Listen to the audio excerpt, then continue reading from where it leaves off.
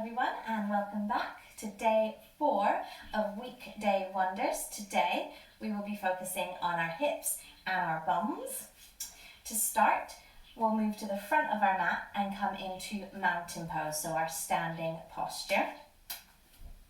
A couple little things to do to check in your mountain posture is to check in that your feet are hip distance apart.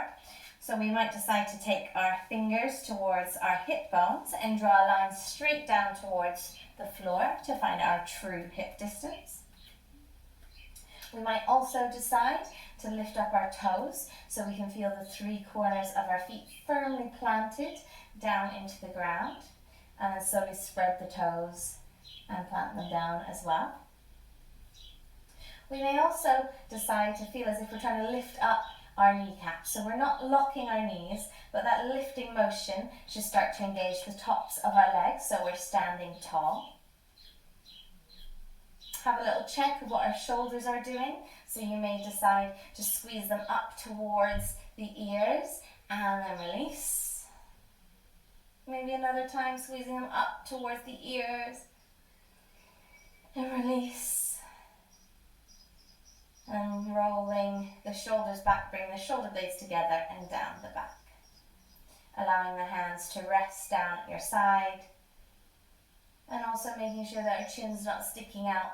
Just slowly bringing ourselves into natural alignment, using the natural curve of our spine to help us stand upright and tall. We're going to begin by going into our chair pose. So for chair pose, you may decide to keep your feet hip distance apart, or you may decide to bring them closer together. We'll inhale to stand up tall through the crown of the head, and exhale to sit back on an imaginary chair directly behind us. Maybe bringing the arms out in front like so, or we can always bring them to heart center if it's too much on the shoulders. You may notice that my bum is still a little bit stuck out, so think of belly button to spine and slowly drawing or tucking the tailbone under to find length in the lower back. You'll also find that your weight moves towards your heels and that you may have a bit of thigh burn. We'll take a couple breaths here.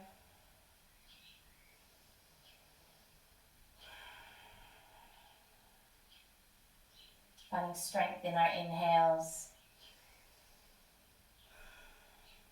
and trying to find ease in our effort by elongating our exhales. And coming back up to standing. We'll return to our chair posture. Turn to the side so you can see a little bit better. But as we move into our chair posture, we're going to move into a variation of taking our right leg and crossing it over the left before we sit back down. So finding that firm standing, you might decide if you have your feet together that you prefer them to be hip distance apart. Rising the right knee up towards your chest, crossing it over the left. Nice inhale and exhale to sit back down in that imaginary chair. Again, deciding where you would like your arms. And maybe tucking the tailbone, leaning back into the heels. Feeling this maybe a bit more on the ankle. Making sure that that foot of the right foot is engaged and not just hanging out there. So we're still working all those muscles. Maybe sinking a little bit deeper. Rising back up, hands to heart center. Right knee comes back towards the chest. And we'll step back into a high lunge. Finding your stability, maybe a little wobble to start with. You can always take your feet or your stance slightly wider. And we're making sure that our pelvis isn't tilting forward, but instead we're going to tuck and roll it so that our hips are facing forward and we feel a stretch along the front of our right thigh and right hip. Hands are still on hips to help guide our hips in the forward direction. We'll inhale the arms up towards the sky, and as we exhale, we'll pivot on the back foot and take our arms out to shoulder height. Maybe taking the stance slightly wider so that the knee is not shooting past the ankle. We're thinking again of a central or strong standing, so you're pressing into your front heel, but also equally into the outside edge of your back foot. Hips now are facing the lengthways edge of your mat. Active hands, active fingers. Drawing the shoulders or the hands behind the back, the shoulder blades together as we interlace them. Maybe pulling the hands down and away from the body. We'll inhale, thinking of our upper body rising up towards the sky, and exhale to fold down inside the left leg. Maybe the hands decide they don't want to stay here. You can always place them on your hips or release them down towards the ground. Feeling a stretch on the inside of the legs.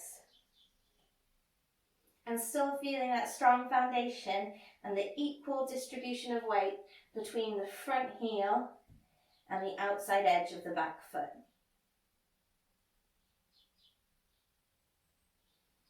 Rising back up.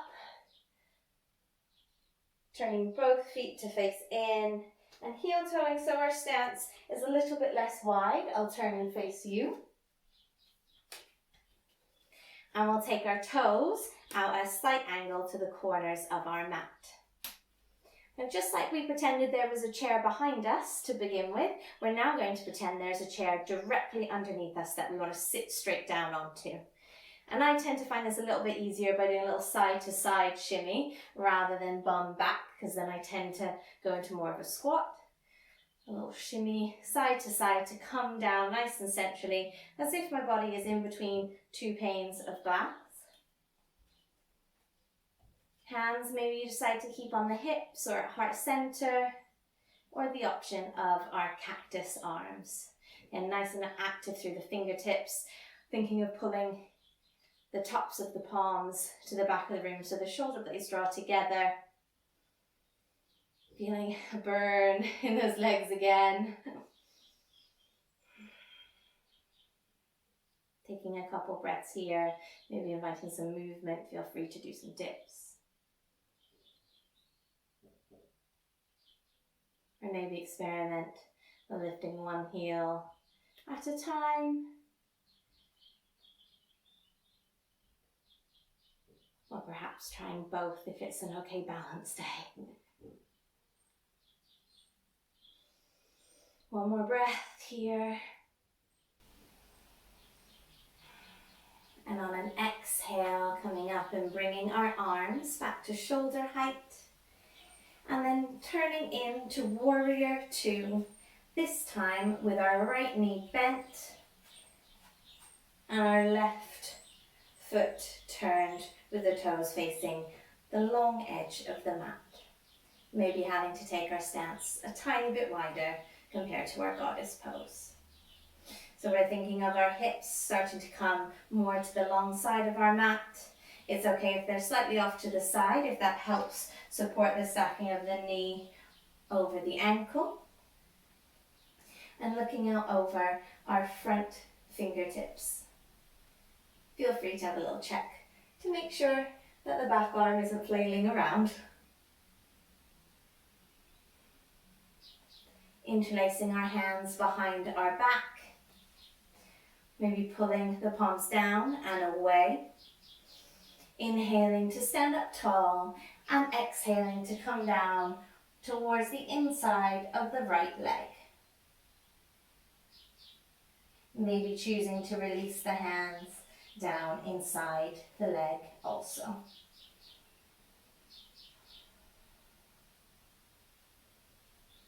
Taking a couple breaths here.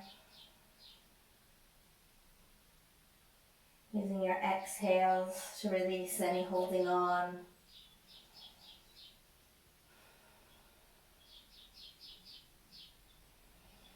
And then slowly rising back up, turning both toes to point in the same direction and heel toeing until we're a little bit more than hip distance apart. We're going to come into a squat now. Again, many choices or variations. If you decide just to come back into our goddess pose instead, feel free. Or we can start to bring ourselves down towards the ground. Heels don't need to be on the mat. Instead, we can be in a bit more of a little froggy position. Or if heels are down, maybe drawing the arms on the inside of the knees, bringing the palms together, and seeing if we can bring our thumbs towards our breastbone to help elongate along the back body and draw the tailbone down towards the earth.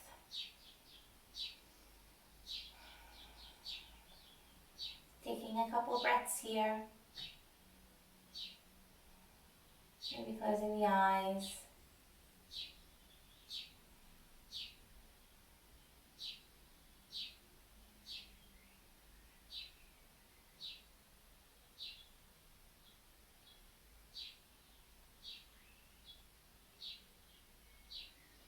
And when we're ready, we'll all find our way onto our buns and then on to all fours.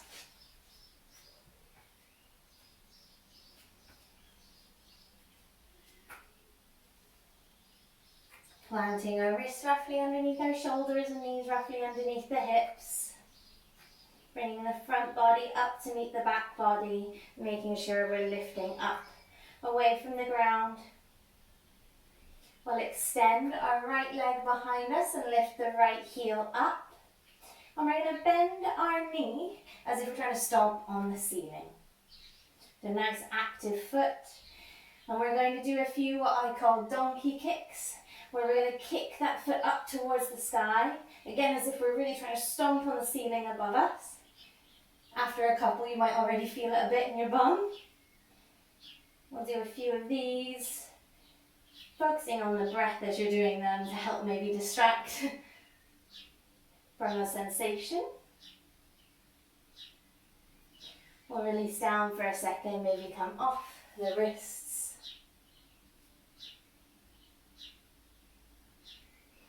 And come back to the other side.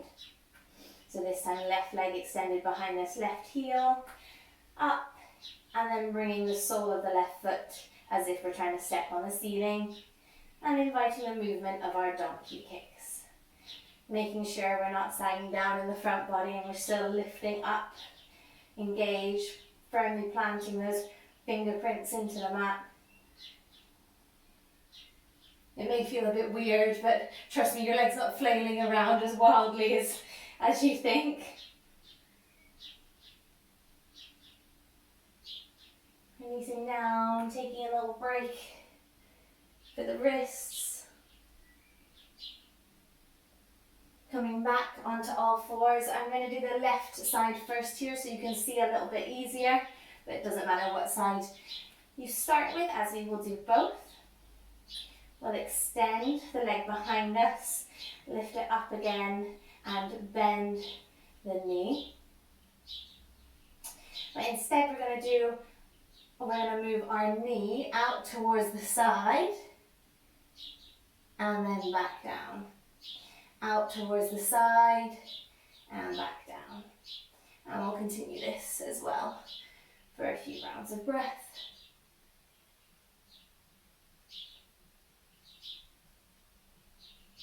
Probably already feeling it.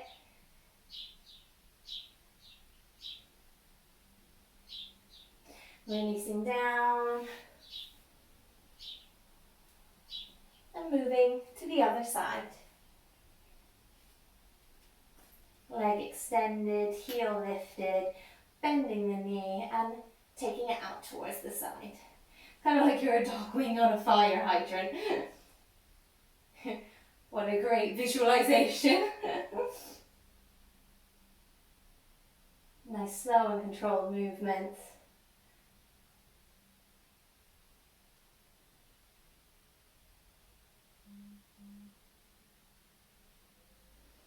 facing down, and taking a moment to bring bum towards the heels, hands either outstretched in front or behind to come into child's pose. Giving yourself just a moment off the hands and the feet a chance to reset.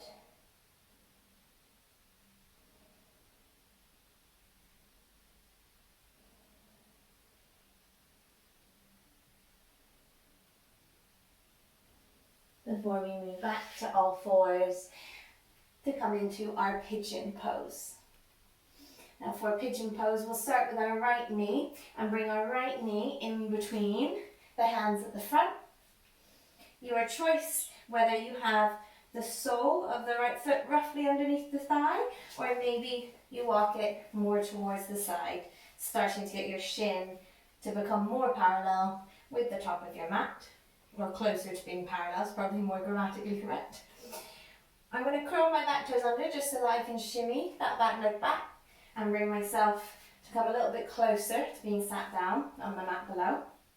Notice I'm not sat down, sometimes people will be, or sometimes people will be up quite high. It's completely down to your body and your general flexibility in this area.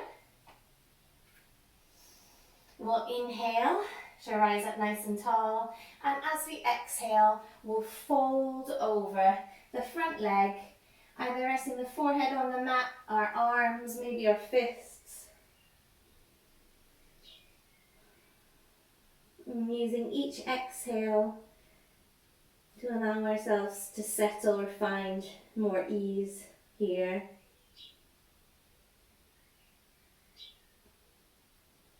Now this pigeon pose works our hips in two different ways. So we've got internal rotation of one hip, external of the other.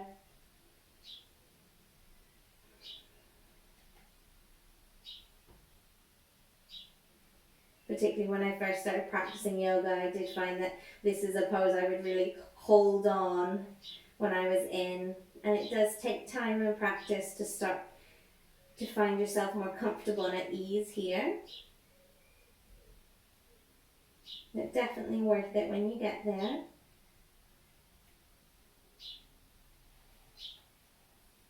Bringing ourselves back up, curling our back toes under, lifting our back knee. We'll kick back and come to our all fours. Feel free to give yourself a little bit of a hip wiggle or some hip circles. Whatever feels good. And then we'll bring left knee in between the hands at the front. Decide where you'd like your foot, either underneath the thigh or further out to the side. Walk the back foot back. Inhale, coming up, and exhaling to fold forward.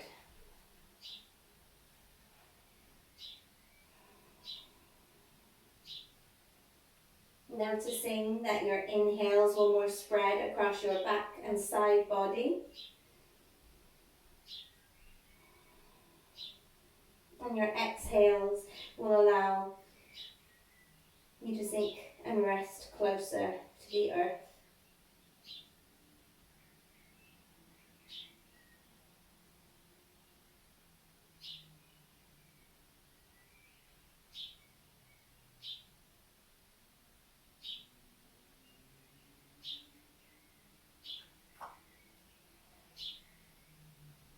Slowly coming back up, curling the back toes under, lifting the back knee, and kicking back. You can always come into a little plank or down dog for another little wiggle.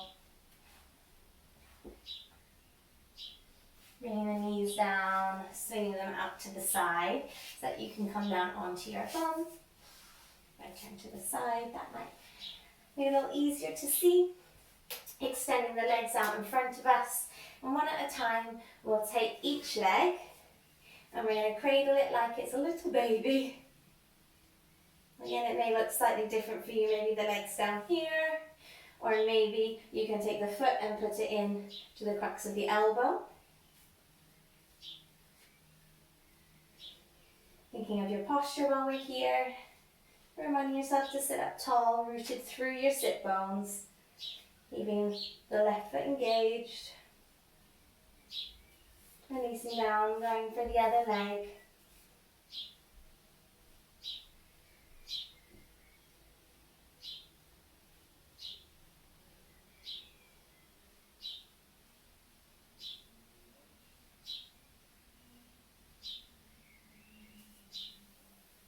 And we're going to take the right leg, bend it, and take it over the left so that the right sole of the foot is on the ground. And I'm just going to hug my knee in towards my chest to begin. And with an inhale up, I'm going to sit up nice and tall. And as I exhale, I'm going to twist or open up to the right, hugging the right leg in with the left arm. Thinking of our inhales as always in our twist to lengthen and create space, and our exhales maybe allowing us to twist a bit more. Taking a breath or two here. Being aware that the right foot is still firmly planted and the left foot is still active.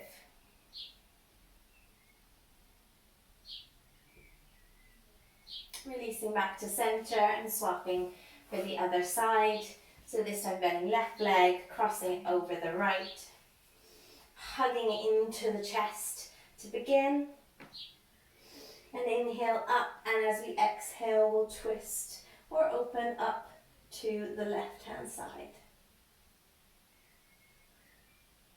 Mindful of the engagement in our feet and using our breath to help us ease into our twist.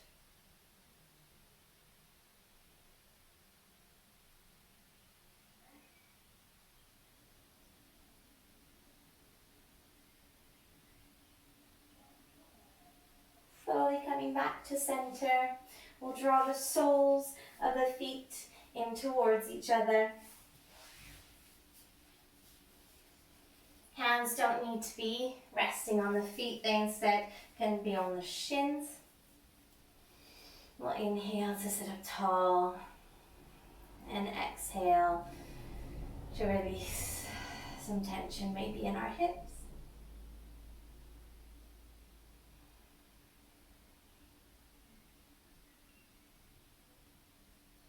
Feel free if you prefer to bend slightly forward, grabbing the heels, inhaling, heart radiating forwards, and exhaling to fold.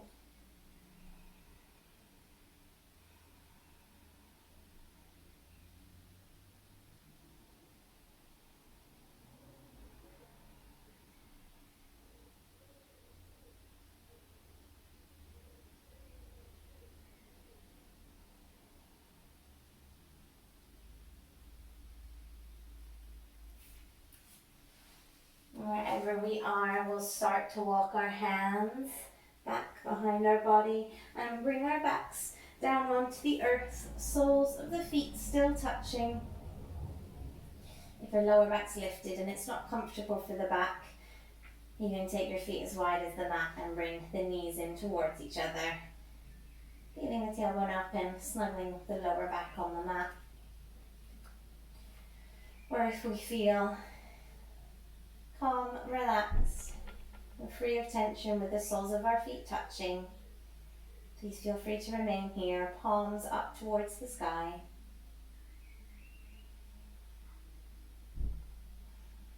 Returning once again to the flow of our breath.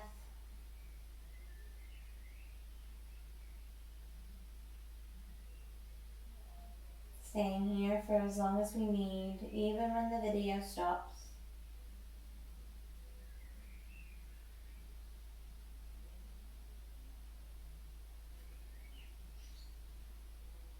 Namaste, everyone.